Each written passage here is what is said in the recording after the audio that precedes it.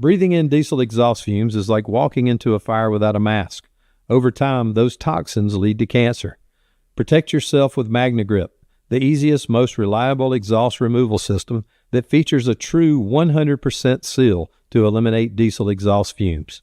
To get free grant assistance, visit magnegrip.com. Attention first responders, ready for a new challenge? You can turn your leadership skills into deliciousness by becoming a Firehouse Subs restaurant owner. First responders will receive a $100,000 cash incentive to help open their restaurant. Continue serving after service. Visit firehousesubsfranchising.com today.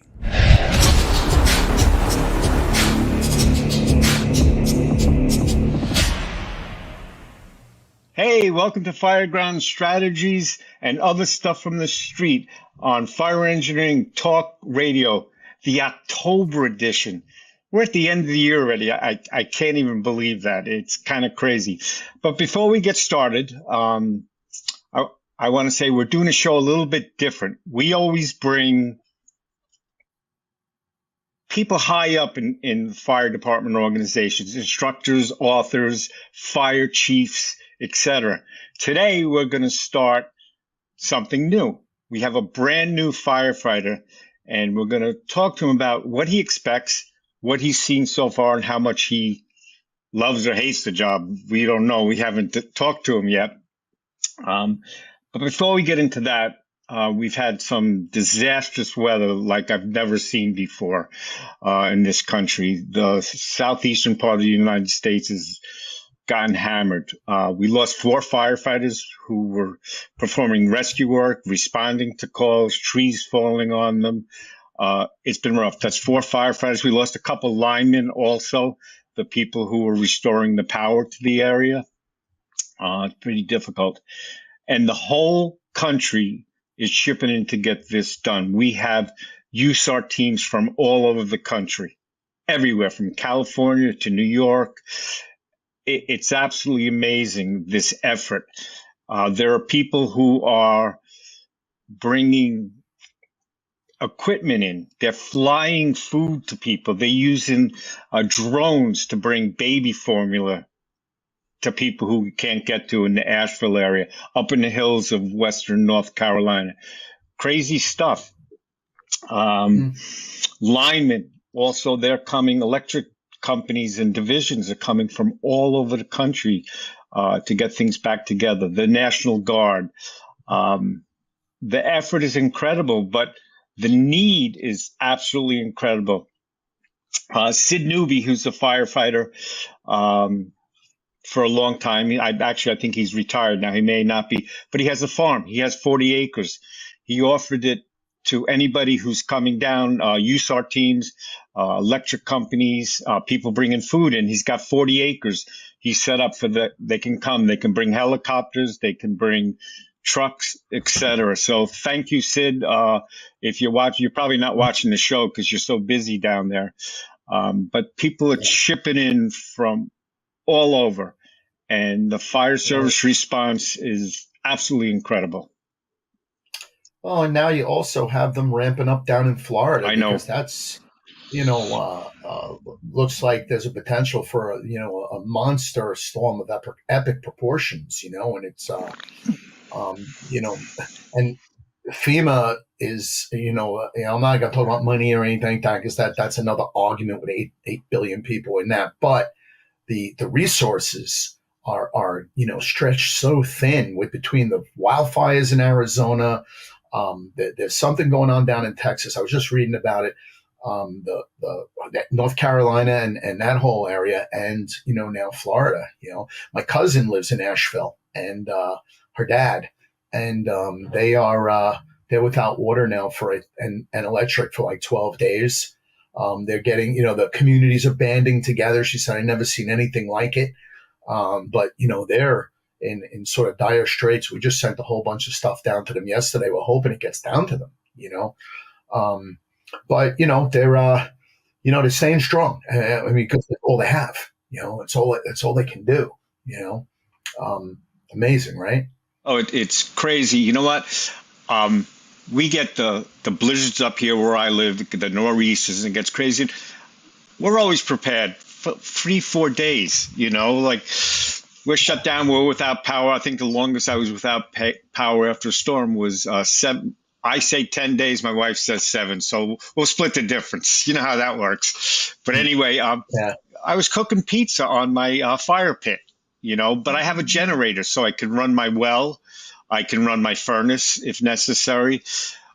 But these people, it's going to be, some of the roads aren't going to be opened for over a year into Asheville and out of Asheville. It's crazy. Good friend of mine, Brian Glenn, he's retired FDNY. He lives out in Forest City, western North Carolina. He has a little horse farm. His wife does equestrian stuff, and they just got power back the day before yesterday. But they're a little bit. They said up the hill from them, they don't expect it for weeks more that they're going to get power. At least they had water because they have generators, so they could water the horses and things like those are things you got to think about if you have a farm. You got the animals you got to take care of, not just you. Yeah, we actually sent down dog food and cat food as well. Yeah, those are some of the other things they were looking for,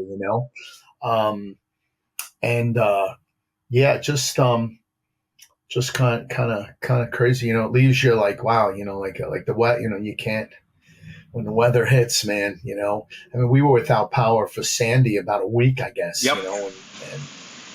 It wasn't any fun, but we did have water. Right. That's the difference. You live in a city, you have city water, but a lot of people have I have well water where I live. A funny story, has nothing to do with firefighting or rescues or anything. We moved here from New York. It never does. Yeah, you're right. It never does. So when my wife and I bought this house, I'm at the firehouse working. Storm came through. She calls me up and goes, "We don't have any power." I said, "Yeah, okay, and we didn't have a generator at that time, whatever, just hunker down and I'll be home maybe if I get out of work." So about 3 hours later, she calls me and goes, "You're not going to believe this. Now we don't have any water." I go, "Yeah, we don't have electricity." So she says to me on the phone, like, "What do you mean? Growing up in New York, you lose power, you still have water. But because we have a well," she had no idea. She goes, "I wouldn't have bought this effing house." But that was over 30 years ago. But we'll leave that alone. Today, we have Tanner Miick joining us. Tanner, welcome aboard. Welcome, Tanner. He's a new member where Chief Avillo used to work. And his dad, is your dad still on the job or is he retired? Yes, correct. He's a captain. Oh, his dad's going to be long on the job after he retires. They're never getting him out of there. We'll talk about him. But now he has a legacy to fill his shoes. That's okay. Yeah, so to start this very gently, and then we're going to hammer you in a little bit. But perfect. How long you been on the job? When did you start? And then tell us what you thought of recruit school. Okay. So I got hired in February of last year. So I did the academy. That was about 2 months. And I've been on the line for the past maybe 6 or 7 months, since April. So since April, I've been on the line. It's been great. But the academy was something. It was definitely really fun looking back on it. I mean, it was stressful too, because you have a lot riding on it. So a lot of studying, a lot of just trying to figure out how to become a firefighter. So that was stressful. But other than that, I thought it was a great time. I loved it. I thought it was fun. Where did you go to the academy? I went to Mawa. Oh, okay. So you went to Bergen County. Okay. Yeah. I used to work there. Well, let me ask you something. Now, being that your dad's on the job, and we'll talk more about your legacy. Mm-hmm. When you were exposed to all the stuff in the Firefighter 1 books, did you kind of have a clue, or was a lot of it new, or was it, All of it was brand new to me. Really? All your of it dad was doesn't brand talk new. Fire? What? Your dad don't talk fire when he gets home? Not the fire science of it. He's told me stories, but he never went into how specific tools work or different strategies for different things. It was always more of just him talking about how he loves the job, his memories in the firehouse, and his memories on the Fireground. Okay. Okay. Yeah, we'll get to that. So, well, what shift are you on, and who's your deputy? So I'm on Group 3. I've been riding out of Squad 1. My deputy chief is Chief Prats. Chief Prats. Okay. Yeah. He's somebody we will have on, Chief Prats. Chief Prats is a rising star. He may be down in North Carolina right now. He's a big USAR guy, and totally he's done things for fire engineering. Squad 1. See, Yes. now Squad 1 is a pretty it's a pretty important company. You're being groomed for the rescue. Not many probies go to Squad 1. Mm-hmm. I don't know if you know that. Yeah. But yeah, I'm sure you are aware.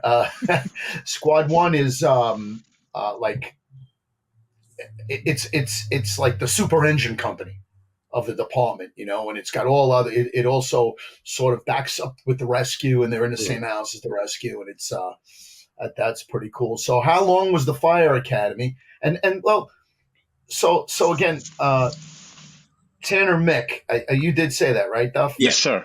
Okay. So, how long was the fire academy, and what did you think were the best things? What were the worst things? So my fire academy, I want to say it was 2.5 months. I think it was 9 weeks, 9 or 10 weeks. Okay. So, I loved it because I met a whole group of people that I now work with, who I'm now friends with. And I'll say I thought it was fun too, because you're also going into simulated fires with them. You know what I mean? Mm-hmm. So I thought it was a very good time. I learned a lot. I worked a lot. I've worked hard in the academy. So it was definitely an eye-opening experience. How many guys you go on with? 22. 22. That's a big class. Wow. Imagine that, though. No, I can't. Yeah, 22. That's great. Did you guys do PT? Start your days with PT? No, we didn't do PT. You didn't do PT? No, we didn't have Bunch PT. of Wasn't slugs. assigned, but a bunch of us, like during our lunch breaks, would go into the gym and work out, and that we basically treated that as our PT. Wow. Interesting. Yeah. A lot of New Jersey, they're starting to. They don't do a lot of PT. As a director at a fire academy, I don't want to say I'm against it, but my thing is this: it's your responsibility to be in shape. It's my responsibility to make you a firefighter. I shouldn't have to get you in shape. Mm-hmm. You should be motivated enough to be in shape. That's my personal feeling on it. But I don't know. Go ahead, Duff. I know you want to say something. I absolutely agree with that. When I went to the academy, I didn't have to do PT either. But I know the Connecticut State Fire Academy, you start every day with a run. They do PT every morning. It's amazing. You come out better shape than you ever thought you could be. But it's also a team building thing. You get out, you run every morning, the whole class, and we have multiple departments going to the same academy. It wouldn't be just Wallingford. So you maybe have 5 guys from one department, 10 guys from another. But you start every day with PT. By the end of it, I don't know what it is, but I think they're running 5 miles every morning by the end of the academy. That's a lot. But I think it's good for a lot of reasons. Some people don't come prepared. Like you said, it's your responsibility. It's absolutely your responsibility. As soon as you get hired, you better be getting ready for the academy, because when you start throwing ladders and dragging hose, if you're not ready for that, it's going to hurt. Mm-hmm. Yeah. Were you sore at all at the academy, or were you ready? Oh, yeah. I was very sore at the academy because, the biggest pain in the academy was your knees, because you'd constantly be crawling around. So by the end of the day, your knees would be all bruised up, and then you'd have to go the next day and do the same thing. You bring knee so that pads? was the biggest challenge? But that was it. Like, it wasn't like, I wouldn't say, because I work out too a lot, so I wouldn't say I was sore, like, muscularly wise for like days on end. But it was exhausting. Like, it was definitely very exhausting, just the academy itself. One more And question. having to drive all the way to Mawa Yeah. every day.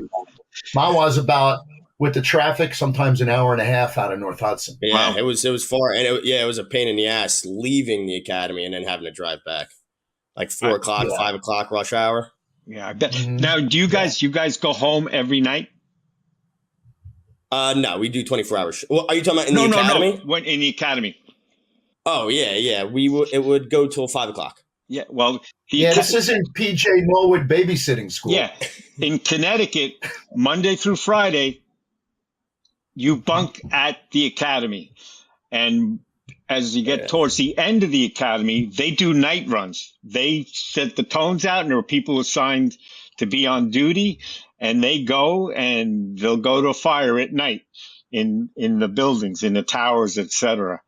And they get to go home on weekends, but they got to be back, and they get different squads now. They break up the academy, so each squad, and I don't know this for sure, but I mean 5 recruits are squad 1, 5 more recruits are squad 2. So they get assigned, like they get different house duties and things like that. So they try to model it after working in a firehouse. Okay. That, the truck does the kitchen, the engine does, the truck checks or whatever, however they work that out, which I think is pretty cool. I want to go back away from all the training and all that. Tell me about your excitement, number one, and then tell me what you want to get out of the fire service. What you think your future's going to be. And don't say I want to be the chief, because you're going to get cremated when you get back to the firehouse. All right, Yeah, people will watch this. But my excitement, I mean, I was ecstatic. When I got the job and I found out I was getting hired, it was a giant weight that got lifted off my shoulders, because I put all my marbles in the bag for this. Like, I've been thinking about this job since I was 4 years old. I've always wanted to be a firefighter, and it's something I've always wanted to do. And I took the test immediately the moment I could once I finished college, and it all worked out. And on the fire department, what I hope to get out of it is I just hope to be well-liked. I hope to have a good reputation, just be someone that people will call their friend. That's the main thing I want to get out of the job, is just being a respected firefighter. This is not an oral interview question. Yeah, that's it. And well, my job in the fire department. So I had a question for you now. By the way, Duffy, you know what tonight is, right? It's Ranger season opens tonight. It's also Yankee season. Yes, it is. Yankees and Mets, Tanner. Yankees. I mean, it didn't look too great last night, but always the Yankees. Yeah, always the Yankees, right? Can you imagine the Subway Series? Right? Yeah, the Mets play tonight, right? I think the Mets play tonight, Game 3. They really shouldn't have lost Game 2, but that was a great game. They're like, I'm not a Met fan, but you have to kind of pull for them a little bit this year. I am. I'd love to see a Subway Series. Yeah, I always root for New York teams and New Jersey teams. Yeah. I mean, it's kind of exciting, but now hockey's starting, so that's another whole game. Rangers or Devils? Devils.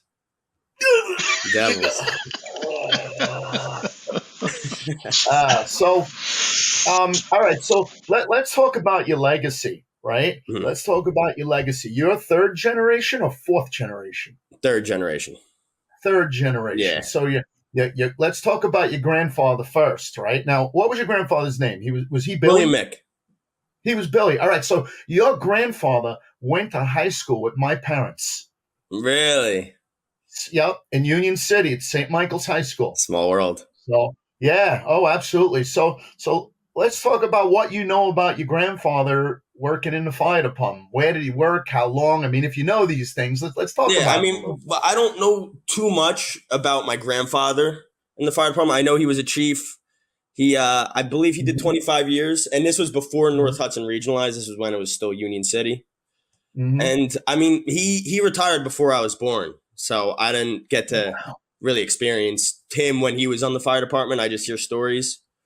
And, yeah, I mean, He's gone that long from the department? I didn't know that. Now he's still alive, right? He's like 90 or something. He's Yeah. no, he's 75. I want to say mid-70s, I think.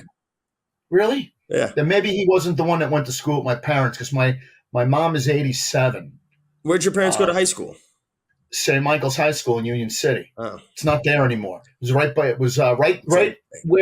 16th Street Firehouse is. Mm-hmm. Right, those schools right there. That was St. Michael's Grammar School, where I went to grammar school early on before North Bergen. Okay. And my parents went to the high school. They right across the street. So maybe it's your other grandfather. I know my mom and dad went to school with a Mick. It could be one of his siblings, because he had 10 maybe. siblings growing up, and he was he has a ton that were older. So could be one of them. Yeah, Duff. So he was in the Union City Fire Department. This was before regionalization. This was, Union City was. They were a very.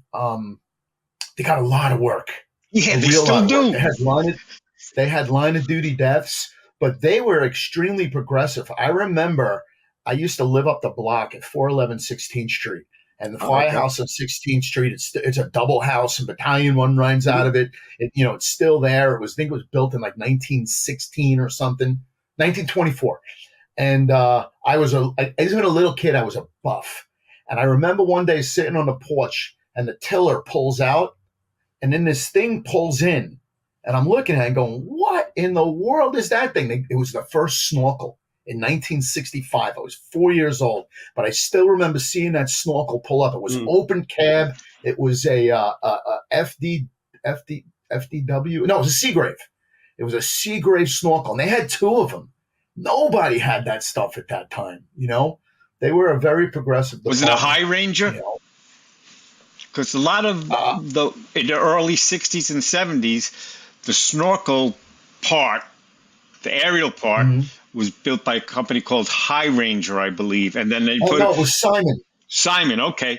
Because they would put them on whatever chassis. It would be Seagrave, it would be Ward La France or something.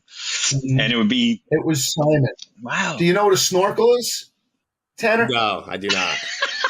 Snorkel is the one with the bucket in the back, and it's got like an elbow in the front, and it kind of lifts up like this. Yeah. So what they had to do in Union City was, like, the snorkel would be bedded like this, right? And the bucket would be in the back. And what they do is you'd have to lift it all the way up so that the bucket would come to the ground. You get in the ground, and then it would come out like this. But the problem in Union City, why they were never really that good in Union City, Jersey City too, the wires.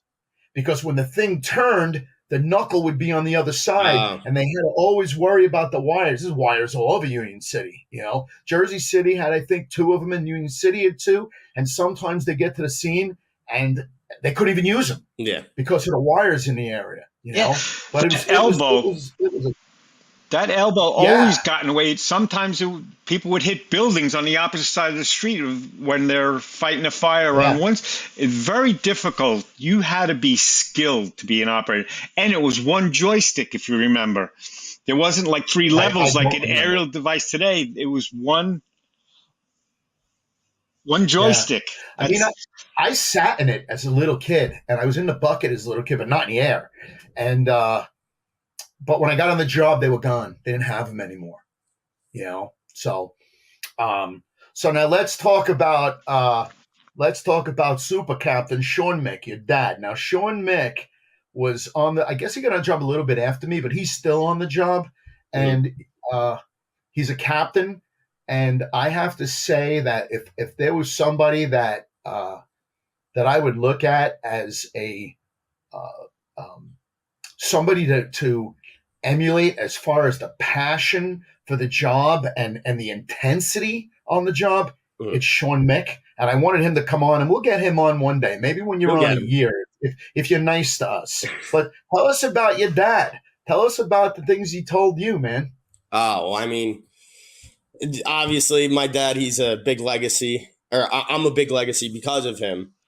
He's been on the job for, I think he's been on for 36 years now. In 1989 he got on. and he's been doing it since he was 20 years old. So he's been doing it his whole life. He's 55, 56 now. Yeah, I mean, I've always just heard stories. He's always told me about how awesome it is to be a firefighter, all the stories of him and his friends in the firehouse, or him and his workers in the firehouse, and how he's now friends with them to this day still. So I grew up around a lot of firefighters. My dad was a firefighter. Like we said, my grandpa was, and also I have two uncles that were also firefighters as well, and captains as well. Oh, Kirk? Yeah, Captain Kirk and Tom Miick. Oh, right, Tommy Primack. I forgot Tommy Primack was your uncle. That's right. He's married to your aunt, to Sean's sister. Yeah. Right? Yeah. So Kirk Miick was on my shift. Kirk Miick was a captain as well. Great captain, Squad 10. He wound up having to leave the job. He got in a really, really bad accident. When the two rigs collided, I think we had talked about that, Duff. When the two rigs collided in West New York, and he wound up having to leave the job. Real tough. Listen, all of the Micks are very, very tough kids. And Tommy Primack was at Ladder 5. He was on my shift too. Yeah. I saw Tommy not too long ago down at the Bay. What's it? Bayville. What's the name of that? B2. The B2. Oh, B2. Bayville. My brother's band was playing down there. Yeah. So your dad was a firefighter when you were born. Yeah, he was a captain when I was born. Wow. Or he just became a captain when I was born. So yeah, I mean, he's been a captain that long. So wow. When did you start going to the firehouse? Well, I grew up down at the Jersey Shore. I would usually go and see the firehouse if we were going to New York City. He would stop at the firehouse on the way and show me the firehouse. We'd go inside of it. He'd show me around. Yeah, that was really the only times we would go, is before Yankees games, or I mean, I'm sure there were a few times we went just to go, but most of the time it was when we were on our way to New York City, and it was like a quick pit stop for him to show me. I have a question for you. You guys didn't have Christmas parties to bring the kids to the firehouse and do Christmas parties in the firehouses where you grew up? Not that I remember. Wow. North Bergen always did. I just, it's so common. North Bergen always did. Weehawken, we would do a Christmas parade. I don't know about West New York, and I'm not sure about Union City. I mean, they do a little more now in the regional department, but I guess kind of weird with that. But Tanner, I have a question. So go ahead, Duff. I have a question because, and I don't want to put you on the spot. If you don't want to answer, you may have to be political in your answer. There's a lot of talk in the fire service that the younger people aren't as into the job as the new people. Obviously, you are. Is most of the group that you went to the academy with into the job and excited about the job? And again, maybe I'm putting you on the spot. Maybe I shouldn't ask this question, but you know what? I will not ask you this question because you have 22 guys you worked with, if anything. But they were into the job. They're definitely into the job. They're definitely excited. When I was in the academy with them, we all spent time together. We all studied together. We all worked together, and we all went out together. We would all go and hang out together after the academy. So yeah, I mean, it was a very tight knit group, and they are all definitely very into the job and look to excel. Good. I'm happy to hear that, and I believe that. I hear all kinds of talk, but sometimes it's old curmudgeons, and I'm not a curmudgeon, but I am old, who just like, they're not like us. Well, when I got on, I wasn't like the guys there before. My hair was long. A whole different person. And my dad was a volunteer, and I became a volunteer where he was before I got a career job. But I remember, that they were not comfortable with us coming in. So we're different. When you be on the job 20 years, the people coming on to start replacing you, they're going to be different than you. Yeah. And so it's not always the case. In some areas, in some places it is. But, talk to your senior firefighters. And when I say senior, even a guy who's there 5 years, you can learn something from him. A guy who's been there 2 years, you can learn something from. There's a lot of tools. You're on a squad, and I don't know what a squad's set up like in your fire department, but you have a lot more tools than a regular engine company. So learn the tools, learn what they can be used for. Many tools were designed for one thing but can be used for other things. Open the compartments every day when you come to work. Pull a different one out and ask somebody. Go to your captain and go, what are the different things I can do with this tool? You know, every day, and continue that until you're sitting in the front right seat. Exactly. Yeah, well, that's your ultimate goal. You know what? It's great to be a firefighter, but you know, if you have that passion for the job, you want to be an officer, being an officer, you know, and now will you eventually like go to a ladder and, or are they like grooming you to go to the rescue without ladder and you're never going to tell it? I'm sure I'm going to be on a ladder too. I'm sure I'm going to be on a ladder. Mm-hmm. I didn't start off at Squad 1. I just came to Squad 1 about 2 months ago. I was at Squad 10 before that. It's another big company too. Yeah, so I was at Squad 10. Squad 1, Squad 10, yeah. Probably with Engine 4 probably, and Engine 5 too. You know what the thing in North Hudson is? From the busiest company to the slowest company, probably only 1 or 2 runs a day. Yeah. You know, the difference between the busiest and the slow, because everybody rolls on everything a lot of times. It's busy everywhere. You know? Yeah, it's busy everywhere. Even like Engine 13, Squad 7, they still will roll on, you know, the alarms or the reported fires and all that, you know. But let me ask you this question. Now, you played football in high school, right? And in college, right? A little bit in college, but mainly high school. Where'd you go to college? Kutztown University. Kutztown. Oh, okay, Pennsylvania. Yeah. So here's a question. How do you think? Oh, who'd you play for football? You were down the shore, right? Somewhere? Yeah, I went to Lacey High School. Lacey, okay. Yeah. I thought he said lazy.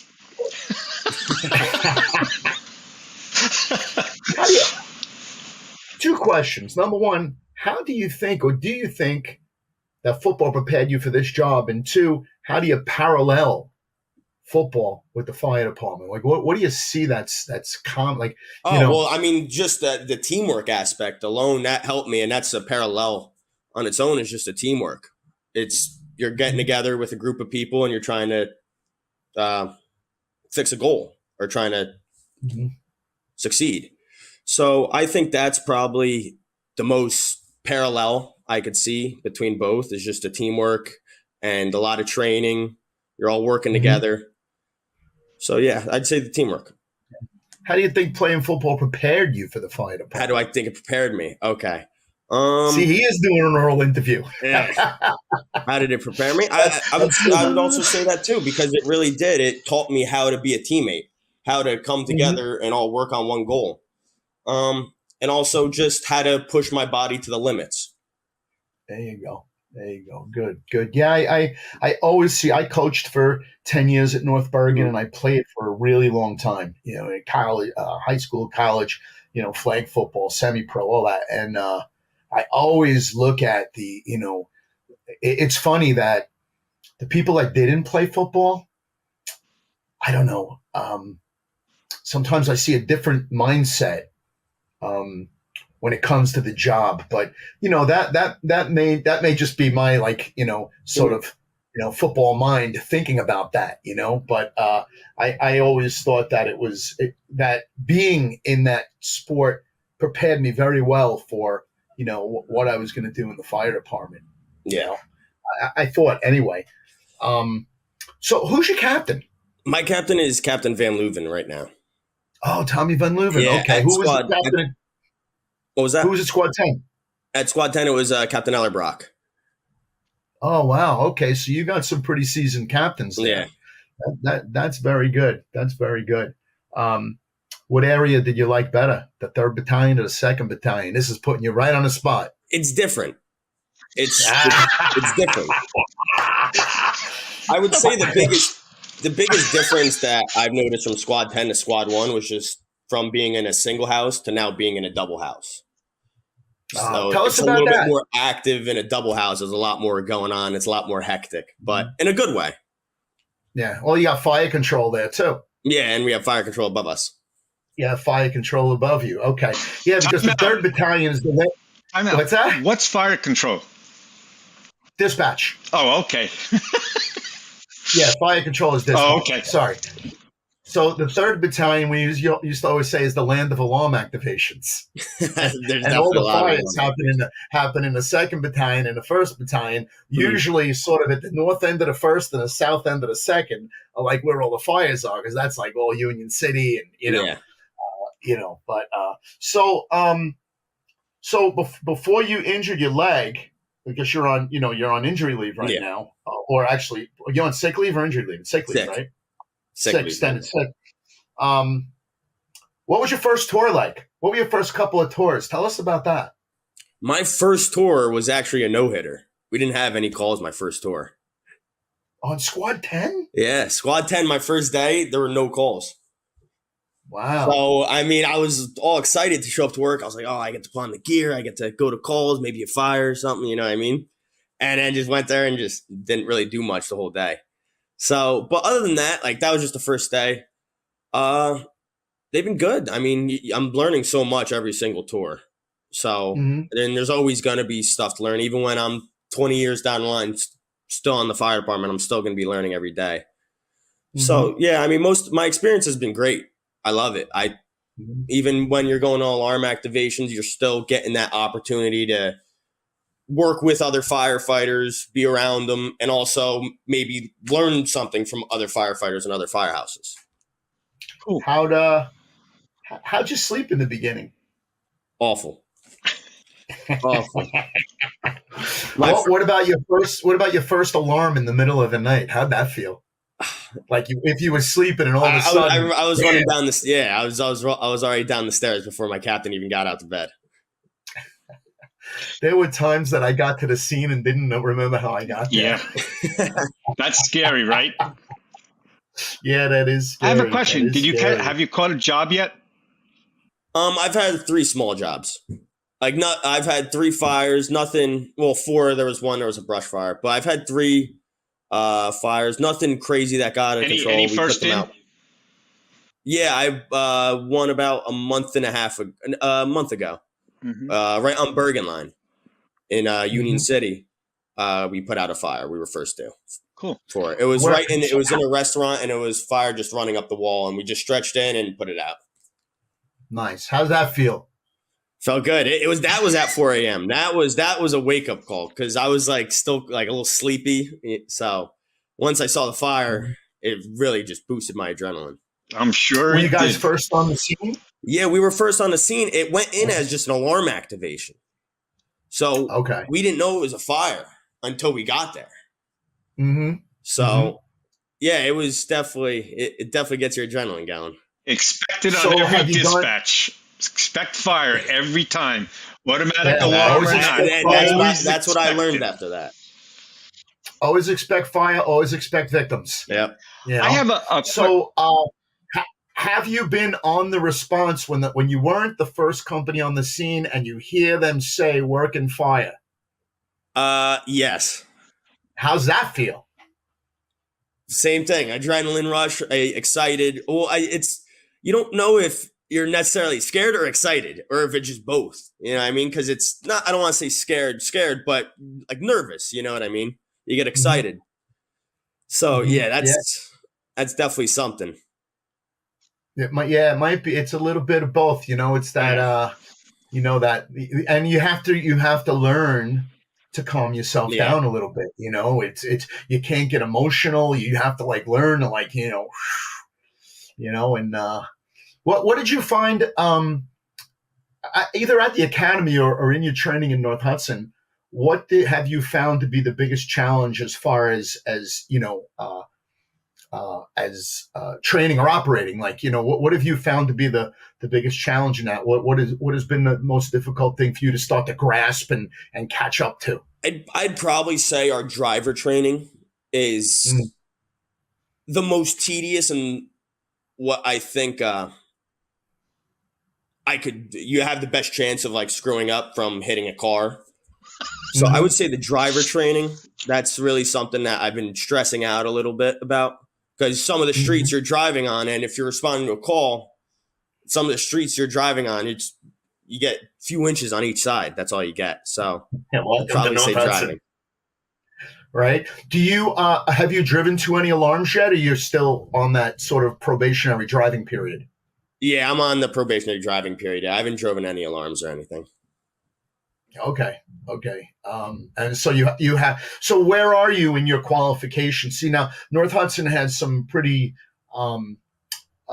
robust qualification standards, like that. Like every company has qualifications. You have engine qualifications, ladder qualifications, driver qualifications. Like it's a real lot. And obviously they're doing your driver qualifications at the same time they're doing your engine company guy qualifications, right?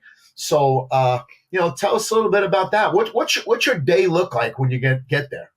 What do you do for the? Let's talk about that. What's your day consist of? My day? Well, at Squad 1, it's a lot of training. I come in about 45 minutes early. 45 minutes early. I work at 7:30. I try to get there at 6:45. I go through the rig. I go through the panels. I go through my gear. I check out my SCBA. I make sure the house is clean. If there's any dishes that need to be done, do them. Get coffee ready. Just doing basic house chores. That's what most of my day consists of, and training as well. Mm-hmm. So so you're done with your housework. That's finished. What's next? Usually we would sit at the table, eat breakfast. And usually we get notified that there's going to be either pump training or some type of specific training that we're going to have to do at, say, 11 o'clock or 12 o'clock. So we'll basically just prepare for that, and we'll do our training. And then after our training, we just kind of relax for the day. Mm-hmm. Do you cook? I'm not the cook in the firehouse. I can cook, but I don't cook often. So they have an assigned cook? Nah, there's no assigned not that they're assigned officially, but is there one person that always cooks in that house? Squad 1? Yeah, I would say. Yeah. I have some questions about your dad, and actually about you. Do you feel any pressure that you have to live up to your dad's history? So, and of course you want to emulate your dad. You want to be a good firefighter, but do you feel any pressure and afraid to screw up because you don't want to let your dad down? Yeah, of course. I mean, I don't want to let my dad down, of course. Pressure, though, I wouldn't say that I need, like, I'm thinking about, I need to be like him and have 35 years on and be, you know what I mean? But I do think it's a good thing, though. Like, I do have a little bit of pressure about it. And I do think that's a good thing because it makes me focus on being a better firefighter and trying to learn more so that I can hopefully one day maybe be looked at as like how he is. Mm-hmm. Do you feel like any pressure as a legacy? Yeah,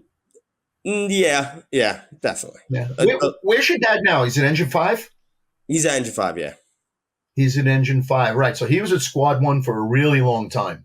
And so he moved over to Engine 5 now. Yeah, he told me he left the USAR. Now, he was part of the rapid, the swift water response. And, he did a ton of stuff with the USAR in New Jersey and the UASI teams. And so he told me, I just saw him the other day at the golf outing. And he told me he's like pulling back a little bit on that end. But and when he told me he went to Engine 5, I said, what are you, Engine 5? You're not on a task force anymore? He goes, well, listen, he goes, if we hear a task force response coming in, we sort of sneak our way down there, Have you done any of the special operations training that Squad 1 does? Or they're sort of keeping you sort of, like away from that to sort of focus on your probationary training? No. So I've been doing both trainings. So I'll do pump training, and most of the time I'll do whatever rescue training they're doing, unless it conflicts with my pump training. So if they're doing a rescue training at the same time as my pump training, I won't go. But most of the time, that's not the case. Mm-hmm. So yeah, I do. We do vehicle extrications, we do rappelling. So I do all of that, and I train with them on it. Have you had any vehicle extrication jobs? No, Not yet, huh? No. Okay. So let me ask you, from when you come onto the shift and you got into squad 10 to when you hurt your leg, like how long were you there? How many months was that? From when to when? From squad 10 to squad 1? No, from when you first got assigned, your first shift in North Hudson to when you went on sick leave. Oh, I went on sick leave 2.5 weeks ago, 3 weeks ago. So I mean, I haven't been out for I just went out. I've only missed like 3 or 4 tours. Oh, I thought you had gone a little bit longer. So nah. Okay, so you're talking probably like April to like September, so like 5 months. Yeah, 5 months. Okay. How's your leg doing now? It's good. It's my foot. I broke my foot playing basketball. See, now, are you a basketball player or, you a football player? Clearly not anymore. Not anymore, apparently. Will they eventually bring you in on light duty, or you think, once you can drive, or you think they'll just try and bring you back to the line? I mean, I'm hoping I just go right back on full duty. Because I'm hoping that once I can drive, I'm just good to work as well. But I think they probably will put me on light duty. I'm not sure. But I'd like to just go back on full duty. Okay. Who's your battalion? Chief Valdez. Moses. Yeah. Moses was on ladder 2 when I was when I was the deputy. He was at ladder 2 with at 29th Street. Very good firefighter. Very solid guy, Moses. You're very lucky. You got some good people on that shift, man. Well, I was on Group 3 most of my career, and because it was Group 3 when I was in Weehawken too, and then I transferred to Group 1 when I got promoted to deputy. Okay. But Group 3 wasn't Prats has always been a deputy while you were there. Or was Falco still there? No, it's been Prats. Hold on. It's been Prats. Yeah. Okay. It's been Prats. That's cool. Okay. What else? I got other things. What else you got here, Duff? Yeah, well, I have some questions about. Again, you are so intimate with North Hudson's things. But what I'm going to ask you: have you done any training outside of North Hudson? Have you gone to any county classes or anything like that? That would be a no. I can tell you by your face. No. I'm trying to think. No, we haven't gone outside of North Hudson. Okay. So you personally, and I'm going to recommend this. You don't have to follow what I'm recommending, but the county sometimes offers a special speaker that comes in or a special class. I would recommend, as you progress in your career, you're still learning the basics and a new firefighter. But as your career goes on, look outside of your department. You don't want to become inbred. North Hudson's a great department, but somebody from a different place might give you a different perspective, or you might learn something from somebody else. And there are so many in New Jersey. There are different county classes. There are different conferences. The Fools, look into the Fools, the New Jersey Fools, the What Exit Fools, or one of those things. You can get so much training, and don't go get training and then come back. Well, this is what I learned, and this is what we should be doing. Don't be doing that. But fill your head with knowledge. Look around you, right where you are. There's so much that you can get. Special operations, trench rescue, and things like that. I mean, you might do that in-house, but there might be a big class that invites multiple departments to come to a trench rescue class or something like that. Keep your mind open for that because it'll really help you become a better firefighter. Not that I'm not knocking North Hudson at all. I'm just saying it's always good to get a different perspective. You better not. And yeah, I completely agree with Duffy. But and again, focus on what you need to do to become the best you can be, and be qualified as much as you can in North Yeah. Hudson. But as Duffy said, there's a million things out there. There's some great stuff. Get a subscription to Fire Engineering. Get a subscription to WNYF, which is the New York City magazine, comes out twice a year. Take advantage of every training opportunity you can find. Yeah. It's a good way to do things, and try and hook up with some like-minded people on the department on your shift, because it's always easier to branch out with a group of guys than it is to branch out by yourself. Last Saturday, I was fortunate to speak at the New Jersey Deputy Chiefs Association seminar in Jersey City, run by Charlie Lynn, who's a retired battalion out of Jersey City. But Vinny Dunn was there, and you might not know any of these names now. Maybe you heard of him. Vinny Dunn wrote the Collapse book. That's a book you will definitely be reading at some point. It was just a great opportunity to learn. There's lots of good little conferences and things out there, and your learning never ends. You and your father will tell you that. You just want to drink up the job, man. And it's just a passion. It's a passion, and I think you see that. I think you have a little bit more of an insight than some of the other guys that came on a job, which makes you extremely lucky, extremely fortunate, because you are, you have a legacy and a background and a history, and, it's good, man. Appreciate it. So where would you go from squad one? I remember they kind of would move you from company to company. Like, would you go down to the 1st Battalion next? Yes. So I think they're like every 3 or 4 months, they're moving us battalions. So that's why I was at squad 10 in the 3rd Battalion. Now I'm at squad 1 in the 2nd Battalion. So I don't know where I'm going to go in the 1st Battalion, but I'm probably going to be moving over to the 1st Battalion, I would think, probably within the next couple months. Okay. Yeah, you want to try and get Engine 4 or Squad 2. That's what I've heard. Yeah. Well, Squad 2 is good because 16th Street's another double house. Yeah. And it's an old double house, which makes it really cool. There's a stream running through the basement.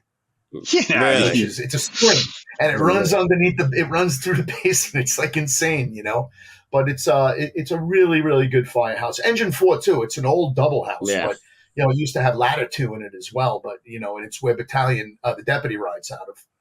And it's a good house, but eventually, Now, how tall are you? You're a pretty tall guy, right? I was about 6'2". Yeah. See, you need to be on a ladder. You need, squad 1, yes, squad ladder rescue or squad 1. That's where you need to land at some point because you're a big kid.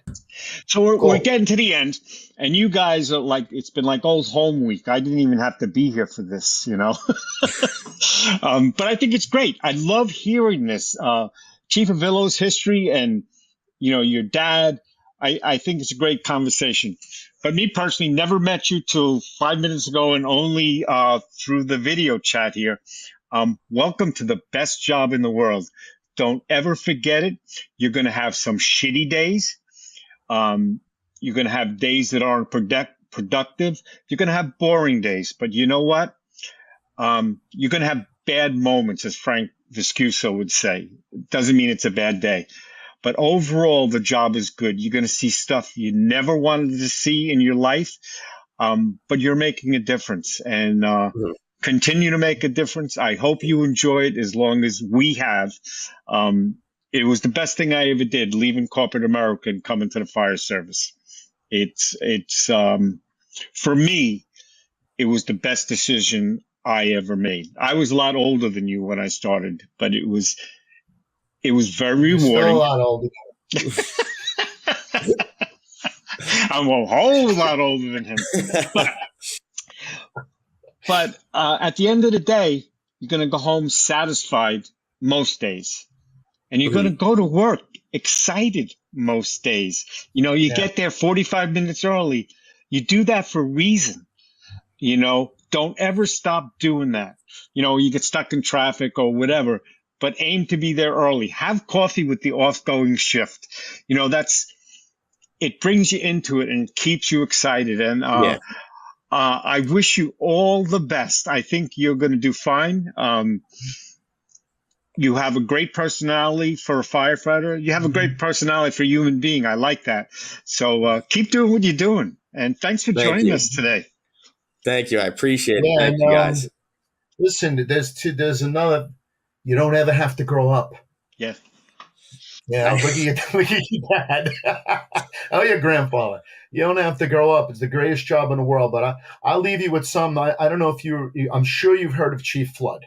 Mhm. Chief Flood was, he was a study group guy. He was a mentor of mine, your dad, the whole thing. You know what he said to me when I got on a job, October 1st, 1984, right? You aren't even a thought. And he said to me when I walked through the door, he said, when you leave here tomorrow, if the place isn't just a little bit better because you were here, then you didn't do your job. Exactly. I believed it then. I believed it now, and it's always been my personal mantra, and, there will be ups and downs. The job does that, but always remember that, there's at the bottom, at the end of the day, we're there to help people. We're there to help each other. And you're in the best job in the world, man. 100%. Yeah. Anything you want to say before we close up? Nothing. I mean, I'm excited. I'm excited for my career. I hope I'm the best firefighter / fire captain of all time. And yeah, I'm excited. I'm excited for what's in store and what's next in the future. That is exciting. I envy you, man. I envy you. Yeah. Because you're where we once were, and we remember. So it's cool. It's cool. Yep. Be safe, brother. God bless. Thank you, Chief. Yep. Thank you. Thank you, Chief. Maybe I'll come down and visit you sometime. Chief Avillo, until Go next for it. month, There you go. you stay safe. We'll go visit him. Perfect. Okay. Have a good day, guys. Breathing in diesel exhaust fumes is like walking into a fire without a mask. Over time, those toxins lead to cancer. Protect yourself with Magnegrip, the easiest, most reliable exhaust removal system that features a true 100% seal to eliminate diesel exhaust fumes. To get free grant assistance, visit Magnegrip.com. Attention first responders, ready for a new challenge? You can turn your leadership skills into deliciousness by becoming a Firehouse Subs restaurant owner. First responders will receive a $100,000 cash incentive to help open their restaurant. Continue serving after service. Visit firehousesubsfranchising.com